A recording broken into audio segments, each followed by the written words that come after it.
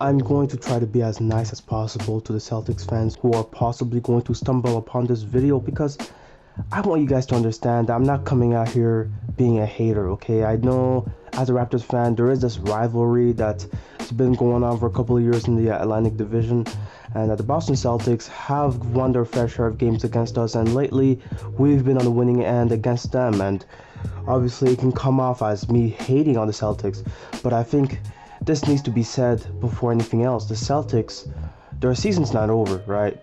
They have so much of the season left, and I think it's foolish for anyone to make the claim that they hit rock bottom when there's only been 7 games played, and when a lot of the problems they have can be easily fixed with a few minute changes. And I'm not here to get into the solutions because I'm not an expert, I'm not a coach, okay? That's not my job. Ime probably should have some solutions under his sleeve. I think he's been testing the waters at this point, and I think it's unfair for people to criticize his coaching so far. But I will have to talk about the underlying issues with his team so far, and having not watched most of their games, I've only watched the Knicks game where they went to double OT. I watched the Wizards game when they went to a double OT as well.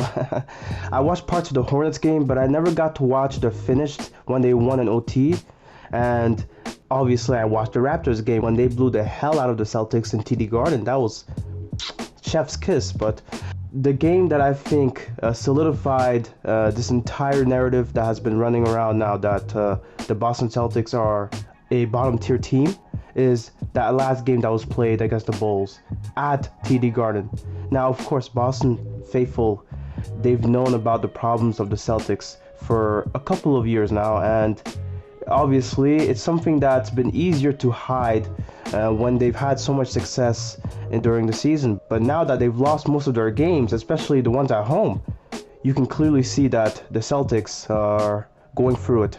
They still look like they have the same problems from last year. You know, some fans are saying that it's over, the season's over, there's no point cheering for this team, and obviously that's just the emotions coming out after a brutal loss to the Bulls. The Bulls, give them credit, okay? That team needs to be talked about way more than they are at the moment. I think a lot of the narrative from Boston fans is to really shit on the team because Marcus Smart, he called out Jayson Tatum and Jaylen Brown. And I'll get into that later because I do think there is some truth to it, but obviously I do think it's funny coming from him.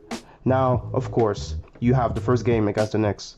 One problem that is glaringly obvious when you watch the games and when you see the fourth quarter collapses is that the ball is in Jayson Tatum's hands a lot of times, okay? And that in itself isn't a bad thing, but the problem comes when he's shooting 7 of 30 overall in a game, 2 of 15 from deep, okay? Jayson Tatum's fourth quarters haven't been exactly as advertised, okay? He's put up 4.6 shots on average in the fourth quarter and has only made just over 1 of them. That is good enough for a 25% field goal overall in the fourth quarter. So clearly, something's going on here. Jayson Tatum is struggling in the fourth, and the problem is that Celtics don't seem to understand that. They don't seem to want the ball to go to somebody else. The last game against the Bulls, Jaylen Brown only had 2 shots in the fourth quarter when he himself was having a good night. Jaylen Brown being 10 of 18 shooting over 55%, and Jayson Tatum being 8 of 22 shooting just over 36% should have made it obvious that the ball was supposed to go in Jaylen Brown's hands. Okay, when you look at Jaylen Brown's fourth quarters, he's taken the same amount of field goals as Jayson Tatum, but has made over 2.3 of them. He's been more efficient in the fourth quarter, just shy of being at the 52% field goal. Like, does that not spell it out for you? The ball should be in Jaylen Brown's hands. He's clearly been more effective during crunch time, and it shows with the stats that just dive deeper into the first 7 games. Now, obviously, Marcus Smart, he has the right to say what he wants, and he's been in this team for so long that I think at this point, it's not something that we should call him out for, because if any player were to know what this team needs to do in order to be successful, it would be Marcus Smart. So I don't think we should slander him in any way. Marcus Smart just simply is frustrated with how the games are going these days. But it is rich coming from him, right? Marcus Smart only averages over 4 assists a game. What passing does he do? Marcus Smart, as a point guard, is not the player you'd want to have as a starting point guard. I would much rather have a Dennis Schroeder start at the point guard position, averaging over 6.4 assists a game. Okay? I would much rather have Dennis Schroeder be controlling the offense, averaging 14 points a game, and having scored twice as many points as Smart in the fourth quarters. This is something that the Celtics need to figure out. They need to figure out who gets the ball, and they need to figure out how to move the ball. Jayson Tatum and Jaylen Brown have been passing the ball, contrary to what Marcus Smart is saying. Okay? They do pass the ball in the fourth quarter. But you see the shots being taken by others, and but when you look at the stats, they're also missing shots. That last game against the Bulls, they were 4-13 overall. And you know what was stunning to me in that Bulls loss? When you look at that fourth quarter, the Celtics had no defensive rebounds. None. I mean, that's just startling. That's just startling. So either the Bulls made their shots, or they had a second chance opportunity to make it, or either that they turned over the ball. And now let's get into what the fans have been saying. I've been looking at some videos. I even watched a podcast from Locked On Celtics. Look, these guys, they've got some interesting perspectives. In the comment section, man, they all say the same thing. They say the coach needs to trust the bench more, right? You need Pritchard to be in the court. You need Naismith to be in the court. When you look at those two players in particular, you would see why the coach hasn't put those two in the games very much. I mean, look at the first game against the Knicks. Naismith with a -14, plus minus. And then him attempting 4 shots and 3 of them being from deep and missing them all. Pritchard, same thing. He attempted 3 shots, 2 of them from deep, missed every single one. They haven't been as effective as they should be. And the Raptors game is the worst game in terms of Pritchard's plus minus, -30. -30. He was doing jack shit in that game. 1 of 4 overall field goal, and the only shot he made was a 3-pointer. And he doesn't even justify having him in the game anyway with 2 assists, 2 rebounds. And it's like every time the Boston Celtics are having to defend in the half court, he is a clear liability. Pritchard is going to be eaten alive by whatever guard is matched up against him, and it's just so obvious that even if it were to be a small player being matched up against Pritchard, they will just switch and obviously put the pressure on him to guard. It's just so obvious how much of a liability Pritchard is on defense. And I think the coach really shouldn't put Pritchard in the game much, right? He should only be in the game to be an offensive spark. But when you look at the games he's played, he's barely made any shots. And as far as I'm concerned, if you're going to be that offensive spark, you got to make things happen. And it doesn't seem like Pritchard has. And it's unfortunate because it does seem like that would be his role in this team. And it just hasn't come to fruition yet. And perhaps, the season's young, and we could see Pritchard improve, and we could see the coach put him in better positions. Overall, the ball movement being improved as well. And I want to talk about something that I find weird. Okay, so the Celtics not long ago acquired Juancho Hernan-Gomez in a free player trade with the Grizzlies. Now the Celtics had to give away a few pieces. You would think that he'd be in the games more.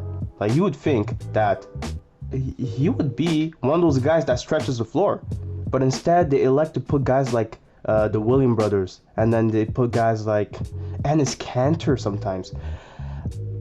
I don't know if it's just me, but am I the only one that's confused as to why Enes Kanter is still in the league? What else does he do? What does he provide? Does he even do what he's supposed to do well? Does he even take the boards? Does he even, when you look at the stats, really, when you look at what Enes Kanter has been doing, he's been given 5 minutes. In that 5 minutes, he only had 1 board against the Raptors. And then he's been given 4 minutes again. Okay, this time he's got 3 boards, nice. But he only scored, 2 points and nothing else. He doesn't do anything else other than rebounding and perhaps, having a putback layup or a putback slam. It's just, Enes Kanter is so one-dimensional, and it's just, why would he be on your team? He's just taking a roster spot that should have been given to Carson Edwards, quite honestly, man. I mean, you guys have guys like Grant Williams. Look, the Boston Celtics, the roster is just built. It's just built poorly. It's just built poorly. It's not built to win. You have so many players that are liabilities on defense, and when they're being told to be the offensive spark that they should be, they fall so below expectations. I mean, when you blame the coach for problems that were around when Brad Stevens was coaching, I think you're just missing the point here. I think Boston they need to really change the roster they have. They need to change much of the players that they've acquired. Okay, look, Dennis Schroeder, I don't think it was a bad trade. I don't think it was a bad acquisition. But Al Horford, and then guys like Enes Kanter, it just boggles my mind as to why you have guys like this. Like, Al Horford can give you that offensive spark. He can actually play some good offense, and he actually, unlike Kanter, gets boards. But man, oh my goodness, man. It just makes no sense as to why you would have a player as slow as Horford, as aged, quite frankly. He's aged substantially, man. He's not the same player that he was in Atlanta. I just don't understand why Boston was thinking getting a guy like Al Horford back when he was part of the problem in Philadelphia. And then you, to add to that, you get a guy like Josh Richardson. It really does seem like Brad Stevens wants to make this team the worst team possible, because after he quit being the coach, him becoming the GM might have been one of the worst things they've done, because what is this roster they have? Seriously, like, what is this roster? I mean, come on, man. You gave up a guy like Carson Edwards when you have a guy like Peyton Pritchard that you could have easily given up. I don't know what you were thinking, giving up a guy like Carson Edwards when you have a worse player in Peyton Pritchard. And to me, what makes no sense, it just doesn't make any sense. Josh Richardson, why? Why do people even think that he's as good as he was in Miami? I feel like that season, he was just in the right places at the right time. And now that he's being asked to do more than he was doing in Miami, it's obvious now that we're seeing that he's just not that guy. He's not a good player. And quite honestly, it's a shame that Boston even thought that this was a good offseason. I think a lot of fans were expecting better results from these games, but when you look at the offseason acquisitions they've had and some of the players they've had to give up, I mean, you guys really shouldn't be surprised at the results you're getting. It's just, honestly, it's just sad. And that game against the Hornets, when they came back, Jayson Tatum and Jaylen Brown had to score at least 30 points to win that game in OT. Like, this team is built horribly. You always have to have your two players scoring over 25 points a game to win. And that's what they're averaging right now. It's like, that's not sustainable, especially when you have a team that is struggling to get shots up in clutch moments, in crunch time. And it's just, what are you thinking when you have two players like that? Like, what are you thinking? It's like part of the Celtics team must be thinking that they have to have a substantial lead after 3 quarters so that they can win the games in the 4th quarter. And it's clearly, the Bulls game showed us that even that doesn't work. Even that cannot be a trusted plan. The Celtics, they need to work on a lot of things, man. Am I saying the season's over? No, sirree. No, sirree. I don't think the season's over. But when you look at this roster and how they're built, when you look at the acquisitions made in the offseason, when you look at Brad Stevens now being the GM after he failed as a coach, when you look at Danny Ainge and what he did to start off this downward spiral for the Celtics, trading away Isaiah Thomas, and now look who we have, Dennis Schroeder as your best guard. Like, it's no wonder that the Celtics are in the position they are in. And a lot of Celtics fans, they just don't want to say it, okay? They've been trending downward even during the seasons when they made the conference finals, right? They beat a Philly team that was very, very inexperienced in the playoffs. And then they come in and contest against the Cleveland Cavaliers team when, quite frankly, that 2018 Cavs team was horrible. Like, that team, LeBron really had to do God's work in order to carry that team to a finals appearance, man. I'm just surprised that 2018 team even made it to the conference finals, man. LeBron is just a legend again. I know it sucks to hear, but he has the Celtics number. It's just he does, okay? Jayson Tatum, is not a top 20 player in the league. I'm sorry. I don't think so. I don't think he's a top 15 player. I don't even think he's a top 20 player in the league. I think he's been massively overrated because the teams have had massive success when a lot of their successes were due to circumstances that were, quite honestly, they were lucky, man. They were very lucky to be in that conference finals in 2018. And then another conference finals bid where, credit to them, they showed up in the bubble. They showed up in that bubble. But a part of you must have known that that Boston team had so many things go right when they had so many holes in their game. And it's about damn time that the Celtics now have to deal with the exposure, with all of the media hoo-ha that comes with a team being in a downward spiral. It's about time, because I'm just annoyed every time I get to hear a discussion of people talking about Jayson Tatum and Jaylen Brown being one of the best duos in the league when these guys can't even win you games at home. I mean, like, let that sink in. Please, for the love of God, please let that sink in for a second. They can't even win at home with those two, backcourt duo. Like, what are you talking about, man?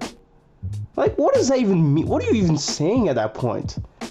It all started going downhill when Ainge traded Isaiah Thomas. That's when I saw it as being the start of the downward spiral. Right? This began way longer. This began years ago, man. Years before Marcus Smart said anything about Tatum and Brown. Okay? And now we're having reports that apparently when Kemba was there were problems in the locker room too. I am so glad that this stuff is coming out. It needs to come out. All of this needs to be exposed. We need to know more about how bad, just how toxic that locker room was. Like, really, you can tell the way Ime calls out the players, the way Marcus Smart's calling out their two best players. Like, clearly there's some things going on behind the scenes that we don't know about, but that's about to be exposed even more, not just during the Kyrie Irving days, but also during the Kemba Walker days, right? Like, haven't you guys noticed that when an all-star guard gets acquired by the Celtics, what happens to their career? What happens to their stock value? It goes down drastically. Why is that? Why has that been the case? Why has that been the case? Clearly, there's been rumblings in the locker room for so long. There's been things happening that we just didn't know. And thankfully, we're going to hear more about this. We're going to see more of this.